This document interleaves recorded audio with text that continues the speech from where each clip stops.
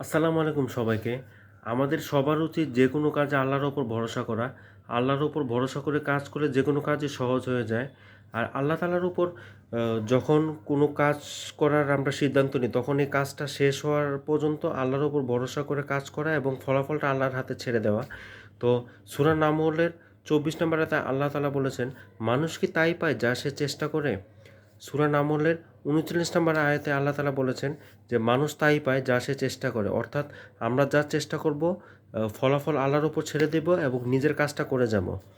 তো আ সূরা কুরআনে আল কুরআনে আল্লাহ তাআলা আরও বলেছেন যে, "আল্লাহ কোন জাতির ভাগ্য পরিবর্তন করে না যতক্ষণ না তা বান্দা নিজের ভাগ্য পরিবর্তন করে।" কাজেই আমাদের উচিত আল্লাহর উপর ভরসা করে কাজটা করা এবং ফলাফল আল্লাহর হাতে ছেড়ে দেওয়া। কর্ম প্লাস ভাগ্য ইজ ইকুয়াল টু সাকসেস, অর্থাৎ সাফল্য। অর্থাৎ সাফল্য হচ্ছে আল্লাহর হাতে, আমরা শুধু চেষ্টাটাই করে যেতে পারি।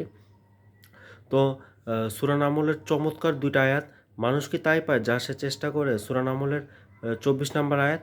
আর সূরা নামলের ৩৯ নম্বর আয়াতে আল্লাহ তাআলা বলেছেন, "মানুষ তাই পায় যা সে চেষ্টা করে।" অর্থাৎ আমরা যা চেষ্টা করব তাই পাবো।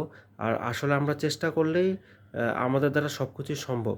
তো আজকে এ পর্যন্তই। সবাই ভালো থাকবেন, সুস্থ থাকবেন। আর আমাদের উচিত সর্বোচ্চ এফোর্ট দেওয়া এবং ফলাফল আল্লাহর হাতে ছেড়ে দেওয়া। আসসালামু আলাইকুম ওয়া রাহমাতুল্লাহি ওয়া বারাকাতুহু।